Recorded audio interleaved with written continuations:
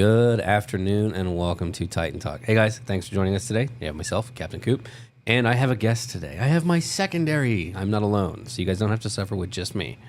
And again, as always, I have the wonderful, I'm going to stop sugarcoating because he knows I drag him in here, Captain Roberts. I hear it was real awkward last week. Yeah, I don't like doing them alone. I will. I've done a few of them, but I think the podcast is a whole lot better when there's more than one person. What did you do before I became a supervisor?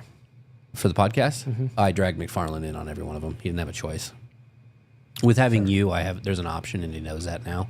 So now he can opt out of all of them. Mm-hmm. He likes he likes doing the instructional ones. He likes the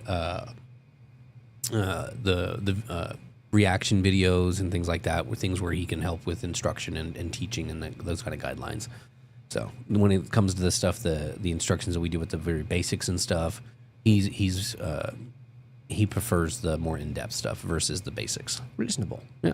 I like the basics personally because it's where we all start. We all have to start from the basics. And as an instructor, that's one of the biggest things I key on when I do range. I always tell everybody, every time you go to range or every time you practice or you're learning something, start from the ground and work your way up every time, because it builds muscle memory. You puts those things into perspective, so I don't have to think as if like a firearms instructor. I don't have to think about my stance anymore because I've started my training. Every time I go practice or I go to the range, I do it all the same. Mind you, when I go personally, I don't bring my belt because most ranges don't let you draw from the holster. Mm-hmm. But everything else I do the same. I know that I put my feet in a certain spot. I stand a certain way. My checklist is automatic now. I don't have to think about it because I used to start from the basics every time. And so by working from the basics, you breed those things into yourself, and you don't have to think about it anymore. It's just the basics. That's the start of what you do every time. It's the same as anything you do. Like what we do here, the first thing we do when we get in is we check our emails, make sure everything's okay. We're looking for those immediate fires. We don't see those, and then we move on to the next thing. It's just that training yourself into that very basics, that ritual part of it. Yep. And I think that no matter how much experience you have when it comes to security, that basics will always need to be there.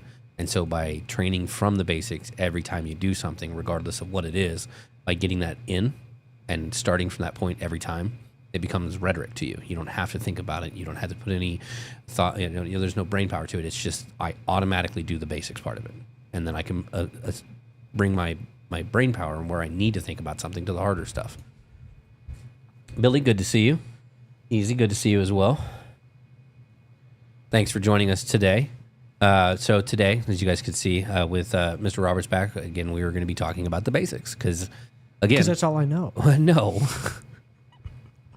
The basics is, again, the starting point, and you have to have that good starting point. Say it again. Go ahead. Now the camera's on you. That's all I know.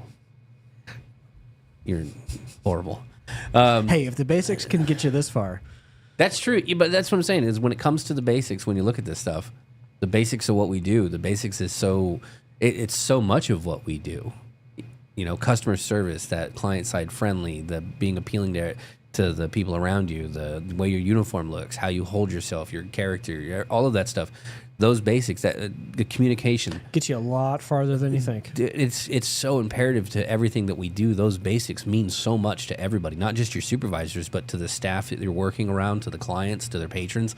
It means so much that those basics, if you can ingrain those and you can get, not like I said, you don't have to be perfect at them, but if you can get really good at a lot of those basics, you wouldn't believe how far it'll take you in an industry like this. I mean, if you have the customer service skills and you've got great communication, those two factors alone will absolutely throw you forward so far, so fast, it's not even funny. All jokes aside, when I first became a supervisor, I literally only knew the basics. The basics that he just discussed, that is all I knew. I had never worked a supervisor position before. Deputy Chief Rosas and Major Kavish took a chance because I had absolutely no experience, but I had those basics pretty down pat. I'm fairly charismatic. I know how to speak. I'm decent at communication. Still working on it. Don't ask my wife. Hope you're not watching. Those basics will get your foot in the door. Thing that my dad used to hammer into my head when I was a kid, was growing up. He's been in management most of his life. It's who you know to get you there. It's what you know to keep you there. Yeah. My dad was a union guy. He was union for 35 years in construction. And it wasn't who you knew. And even in an industry like construction is there's not a lot of, in the higher management levels, there's a lot of communication with clients and stuff like that. But when you're in the, everything else, there's not really there. And it's not who you know, it's what you know and how you know, the tools you know how to use, the materials, the basics of that job. It's what you know. What you know will absolutely change everything about it. When you get to the point where you can have someone as a mentor and you can use that, it's fantastic building that network. And it's great. Networking. It's great to have that stuff. But if you don't have the communication skills, if you don't have the de-escalation skills, if you don't have the self-awareness, if you don't have the situational awareness to keep yourself and others safe while you're standing out in the field, having the network and all of that stuff is fantastic and it's great, but it's only going to take you so far. Yep, it'll get your foot in the door. Yeah, if you're missing the rest of it, you're not going to get what you need, you're not going to be able to help the best, and you're not going to be able to bring everything to the table like you could if you started and only had the basics and you had to learn everything else. Everything else is easy. The basics. Communication, de-escalation, all of that stuff. Believe it or not, that's the hard part of what we do.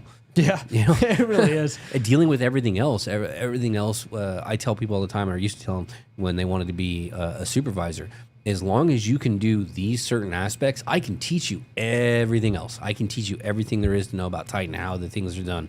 I can teach you to be a good supervisor on the administrative side. I need you to know the basics. I need to know that you can handle these certain things.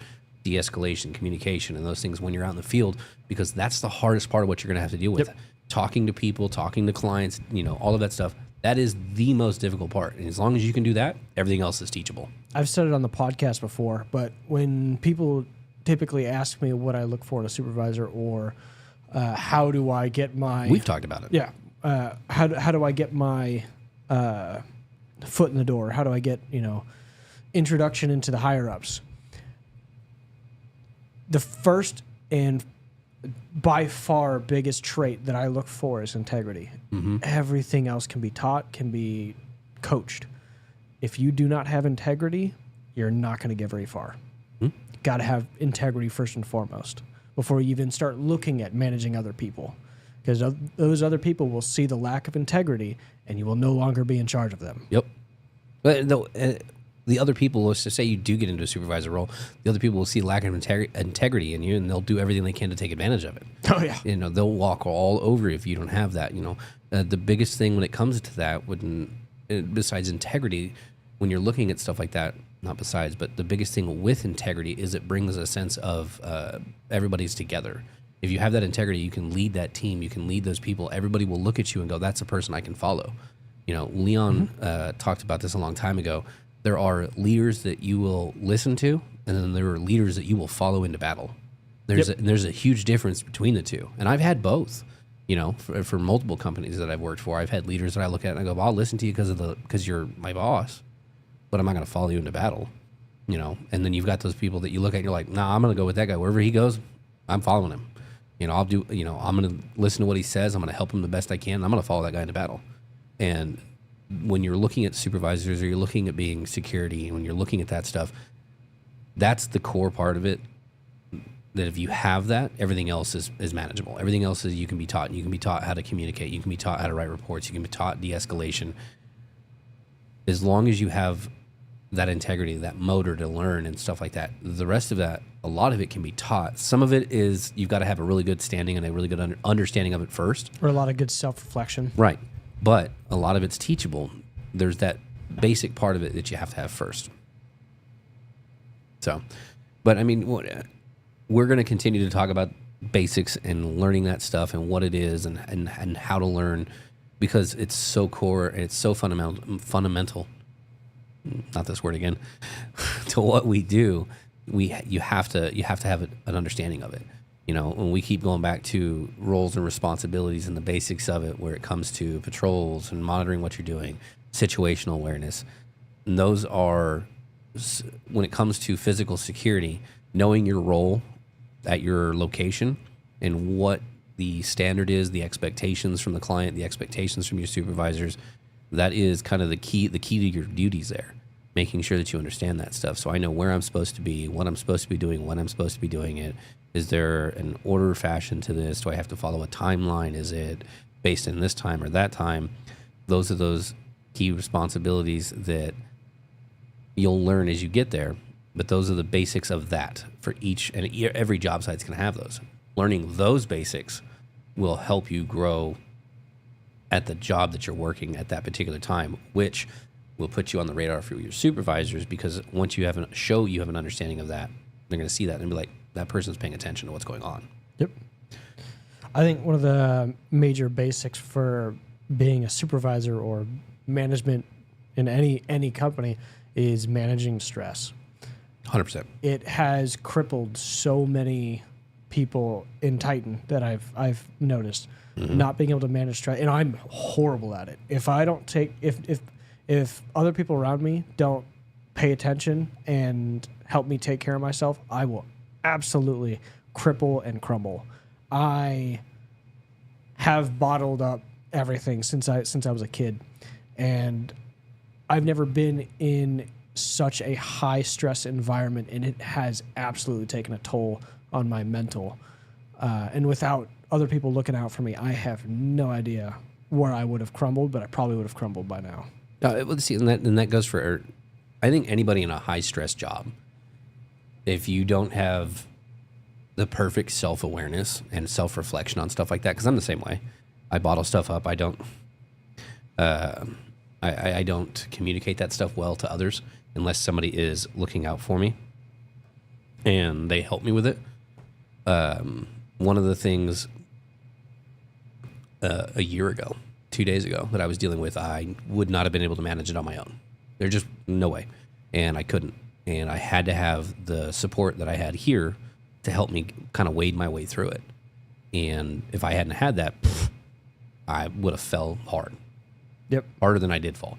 Because I had a few rocky moments there. But having that support and having those people there absolutely helped in that. But you got me off topic here. Talking about bringing, watching those basics and stuff, when you're looking at that, you have to be able to, if you can't, when it comes to stress management, being part of the basics of what you're doing and how you're watching that, if you have, if you bottle that stuff up and you have, like us, have a hard time managing that yourself, you have to have a good support system. You have to have family members and friends and people that will watch out for you and be able to look at you and go, hey, tap on your shoulder. Hey, you need to take care of yourself real quick. You need a day off. You need a day off. You're struggling right now, and I see it. You need that support. You need somebody that will call you out. I saw a video recently talking about everyone wants to have like 100 friends or this huge friend group. You don't. You need 3 people, and that's all you need. You need 3 people. You need your 3 a.m. person that you can call at 3 a.m. no matter what's going on. They'll answer and they'll come help you out. You've got your 6 p.m. person that will help you all the way up until about 6 or 7 p.m. And then then you've got your confidant. You've got your boost. Your 3 a.m. person is your end all be all. That's the person that will for whatever's going on. Then you have your 6 p.m. friend that will help you during the day, no matter what's going on during that time frame. And then you've got your confidant, that person that will no matter what's going on will always tell you the truth, whether you like the answer or not. That will set you straight. And there's the 3 people you need. Yep. And 100% agree with that. I'm sure a lot of people listening were doing the same thing. As you were listing those people, I was like, okay, yeah, that's my 3 a.m. Oh, it's definitely my 6 a.m. Ooh, who's the confidant? Well, that's easy. You've got your confidant on the top of your head. I got all 3 of mine, but I'm saying for you, I know who yours is. Confidant? Yeah. I don't know if it'd be my wife. No. I've got... I really hope she's not watching now. My wife is by far my 3 a.m. And then I'd probably say anybody here is my 6 p.m. Rude. I answer your phone calls well past that time, thank you. Yeah, that's because it involves work. It doesn't matter. And then my confidant is probably my best man at my wedding. Yeah. And that's the thing is everybody is if you can find one person that matches 2 of those, fantastic. Finding one person that matches all 3, real hard. But generally, you'll find one person for each role, and I've got 3 of them. I've got 3. I've got one that matches. I actually have 4 technically, because one will match 2 of them, and then the other 2. Oh, aren't you an overachiever? Well, learned some people. I've met some people in my life that are fantastic. I've got that lucky. So Fair. But when you're thinking about your support role, it doesn't always have to be someone in particular. It doesn't have to be a family member or something like that. To me, when I look at that, it's my 3 people. Who are my 3 people that I can rely on no matter what, that I can turn to, and I can ask a question, and they can look at me and go, "You're being real stupid right now. Like, you've got to set yourself straight, dude, because you've got some problems." I think my wife would sugarcoat it. Yeah. So? I think that's why she wouldn't be the confidant. I can tell her anything, but she'll sugarcoat it. My best man at my wedding will absolutely take joy in telling me that I'm